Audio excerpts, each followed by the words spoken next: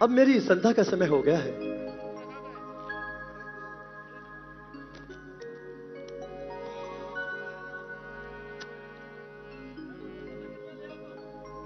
जी,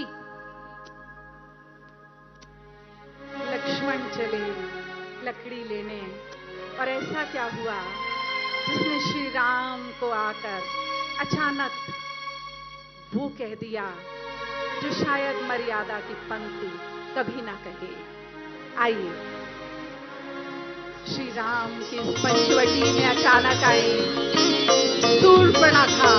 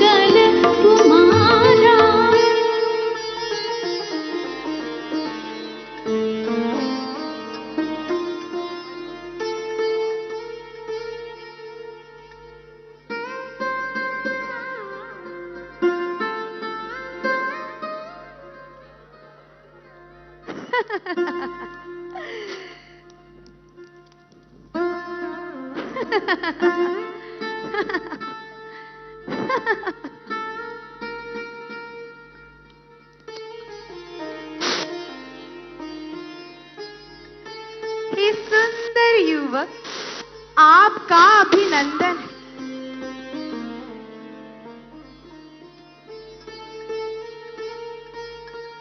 मेरे इस दंडक वन में आपका स्वागत। आपका आकर्षण मुझे आपके पास ले आया। कौन है आप? स्वर्गलोक से आए कोई देव पुरुष है या मानव संतान? देवी, मैं महाराज दशरथ का ज्येष्ठ पुत्र राम। अयोध्या, ये नाम तो मैंने कहीं सुना है। बड़ा भव्य नाम है अयोध्या। देवी, आप कौन हैं? मैं आप राम, तो मैं राम कली हूँ राम। देवी, अपना परिचय बताएं। मैं राक्षस राज रावण, महाबली कुंभकर्ण और धर्मात्मा विभीषण की एक लौती बहन, और इस पूरे साम्राज्य की स्वामिनी। मेरा नाम है शूर्पणखा। शूर्पणखा। अब आप अपने आने का प्रयोजन बताइए। देवी, पिता की आज्ञा हेतु हम वनों में वनवास के लिए आए। अद्भुत, अविस्मरणीय। ओह, मुझे तुमसे कुछ कहना है राम। हाँ देवी, कहो। तुम मुझे बहुत अच्छे लगे। मैं तुम्हें अनुग्रहित करना चाहती हूँ राम। किंतु कैसे देवी? किंतु परंतु मत करो राम। सौभाग्य तुम्हारे द्वार पर खड़ा है। मुझ जैसी सुंदर नारी तुमको इस पूरे संसार में कहीं नहीं मिलेगी। देवी, मेरी एक पत्नी है। तो क्या हुआ? भूल जाओ अपनी पत्नी को राम, और मुझे स्वीकार कर लो। और वैसे भी राम, महाराजाओं की तो अनेकों पत्नियां होती है ना। देवी, मैंने एक पत्नी व्रत लिया है और मेरी पत्नी के होते हुए किसी अन्य स्त्री के बारे में सोच नहीं सकता। परंतु तुम्हें देखने के पश्चात मैं तुम्हारे प्रेम में बंधना चाहती हूँ, उसका क्या होगा? देवी, मैंने कहा ना, मैं विवाहित हूं। आप अपना ये प्रस्ताव कहीं और ले जाएं। और वो कौन है? वो मेरा अनुज लक्ष्मण है। वो तो यहाँ अकेला है ना? हाँ, इस समय तो वो अकेला है।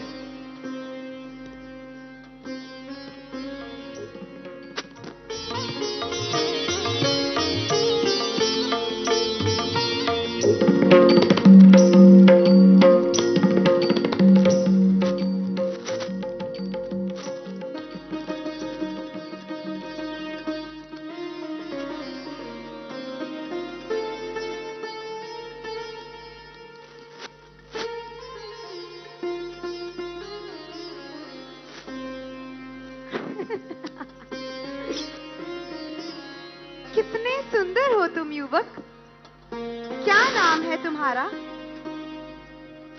देवी, मेरा लक्ष्मण। कितना प्यारा नाम है लक्ष्मण। मेरा नाम शूर्पणखा है कुमार। मैं इस दंडक वन की राजकुमारी हूं। मुझे तुम्हारी ही तरह एक सुंदर, अति सुंदर और वीर पुरुष की चाह है। मैं तुम पर मोहित हो चुकी हूँ लक्ष्मण। मुझे स्वीकार कर, मुझे अनुग्रहित करो। क्षमा कीजिएगा देवी, किंतु मैं हूं। तो क्या हुआ? तुम यहाँ तो अकेले हो ना? भूल जाओ अपनी पत्नी को लक्ष्मण और मुझसे विवाह कर लो। मैं तुम्हें इस दंडक वन का राजा बना दूंगी। फिर तुम और मैं मिलकर इस पूरे दंडक वन पे राज करेंगे।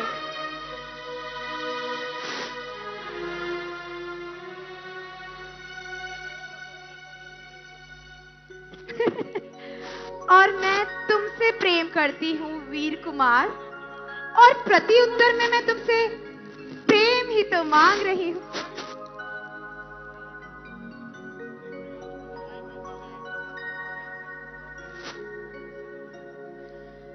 मैं इस दंडक वन की राजकुमारी हूँ। आज तक जिस भी पुरुष का चयन किया है मैंने, उसने मेरा प्रेम प्रस्ताव स्वीकार किया। तो तुम कौन हो? आपकी सुंदरता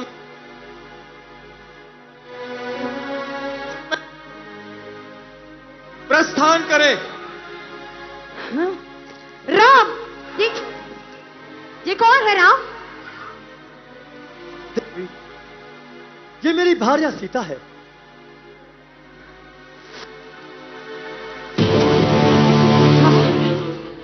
जब तक ये अपूर्व सुंदरी वन में है, ये दोनों मुझे कभी स्वीकार नहीं करेंगे। तो इनको अपना असली रूप दिखाना होगा।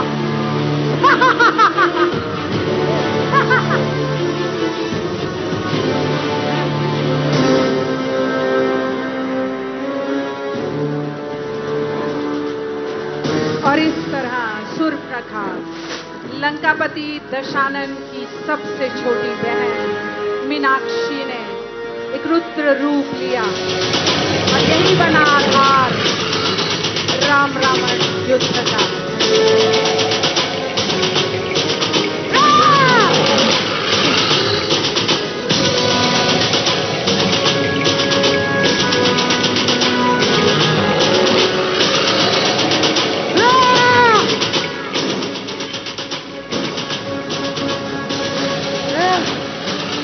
लक्ष्मण, सावधान!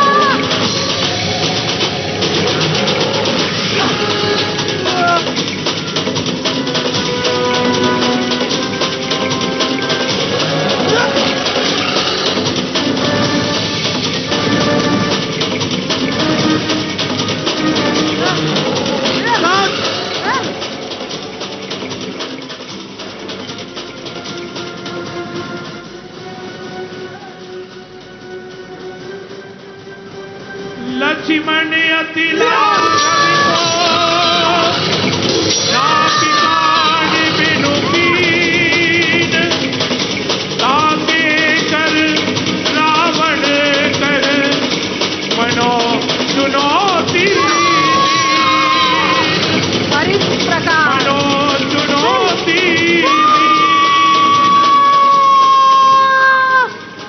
और इस प्रकार लक्ष्मण ने शूर्पणखा को वो आधार दिया जो राम रावण युद्ध का नया संवाद पैदा करता है।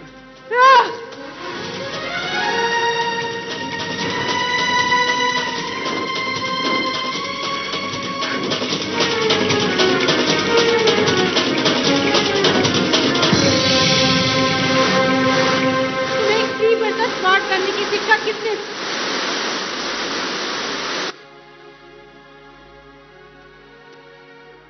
वो अपने दर नहीं लौटेगी। सीता, तुम्हारी रक्षा भी तो जरूरी थी।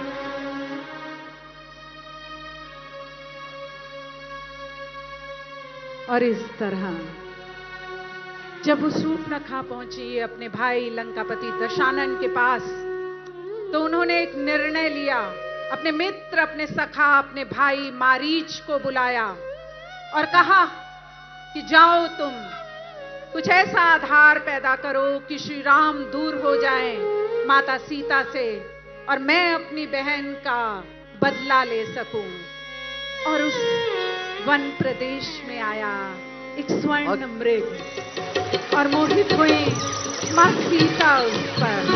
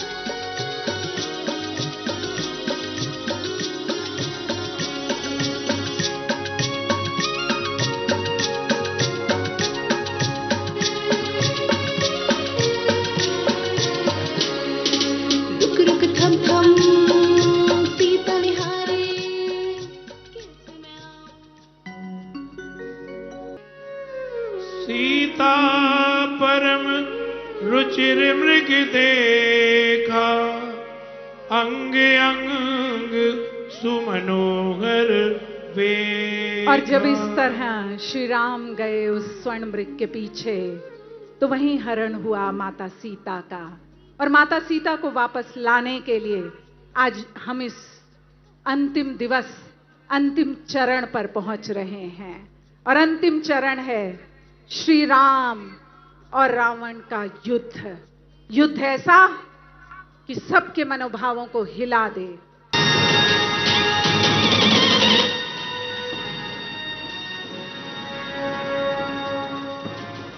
मारने नहीं है। हे धाक, धरा से गगन तलक रचना समस्त मुझी में है। हे आज्ञाकारी सूर्य चंद्र उदय अस्त मुझी में है। मेरी त्योरी के चढ़ते ही त्रिलोक तो यार नाचने लगता है। यम कुबेर वरुण मंडल मेरे घर पानी भरता है। हे महादेव, यदि आज आप भी राम के पक्ष में है तो भी रावण झुकेगा नहीं। मरते मर जाऊंगा परंतु अपना युद्ध निरंतर रखूंगा। मैंने ये पदवियां, ये शक्तियां ऐसे ही व्यर्थ में प्राप्त नहीं की, अपने तपोबल से प्राप्त की है। इतिहास रावण के नाम को सर्वथा याद रखेगा। ये अमिट गौरव गाथा लिखी जाएगी इतिहास में कि संसार की सारी दैवी शक्तियां मिलकर भी जीते जी रावण के सीता को मुक्त नहीं करा पाई। इस राम ने मेरे पुत्र मेघनाथ का वध किया, कुंभकर्ण को मारा, बाली को एक व्याध की भांति छुपकर बाण मारा। आज मैं सबके पैर चुका दूंगा। मैं इसे बताऊंगा प्रतिशोध कैसे लिया जाता है। ओ तो तू यहां छिपा है। यदि आज तू मेरे भय से भाग न गया तो मैं तुझे रसातल में गाड़ दूंगा। रावण, ये पापों का घड़ा भराया है जो तूने सोए हुए सिंह को जगाया है। याद रख, यदि मैं रघुवंशी हूं तो तेरा वंश मिटा दूंगा।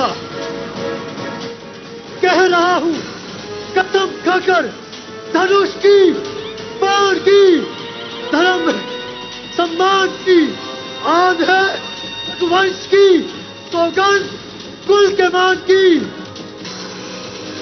जान की ग्राहक बनेगी दुष्ट तेरी जान की। जो बचाता तो संकल्प ब्रह्मांड चल कर आएगा। राम के हाथों से फिर भी न बचने पाएगा।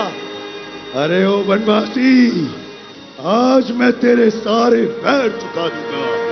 आज तुझे बताऊंगा कि तेरा सामना संसार के मानतम बलशाली लंकेश्वर से हो रहा है। अधिक अभिमान ठीक नहीं रावण।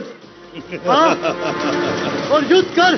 राम, तुझको ये ज्ञात नहीं कि मैं काल जीत मत वाला हूँ, जिसको काटे का मंत्र नहीं, ऐसा ऐसा भुजंग विशाला हूँ।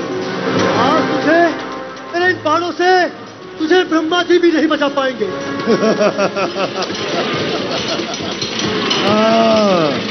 ओ मौत के खरीदार, और अपना पराक्रम दिखा।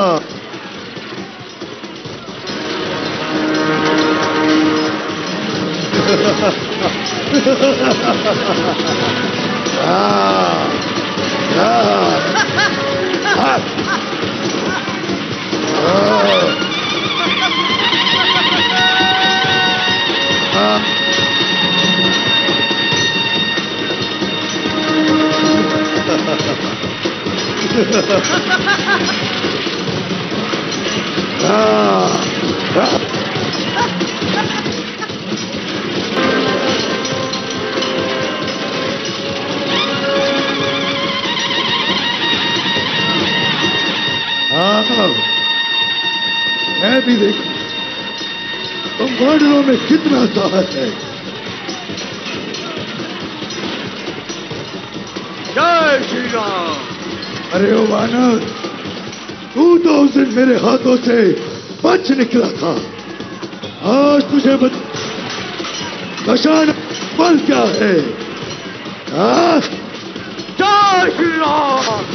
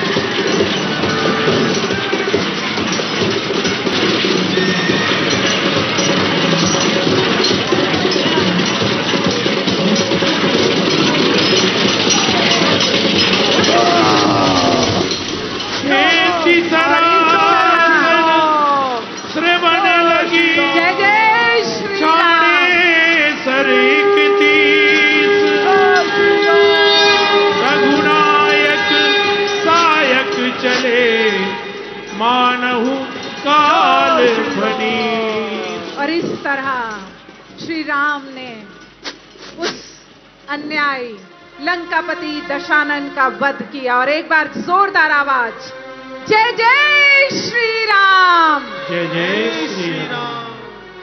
जो स्वयं आगे बढ़कर कहते हैं कि नेशन कम्स फर्स्ट, अर्थात राष्ट्र सर्वोपरि। और अब दहन होगा उन पुतलों का जो प्रतीक हैं अन्याय का, असत्य का दहन कर रहे हैं। उनका दहन जो अधर्म के प्रतीक हैं। अधर्म का हमेशा नाश होता है, असत्य हमेशा समाप्त होता है, और अहंकार कभी भी कितनी भी कोशिश कर ले लेकिन सत्य पर कभी भी विजय प्राप्त नहीं कर सकता। और आपके हाथ की तालियां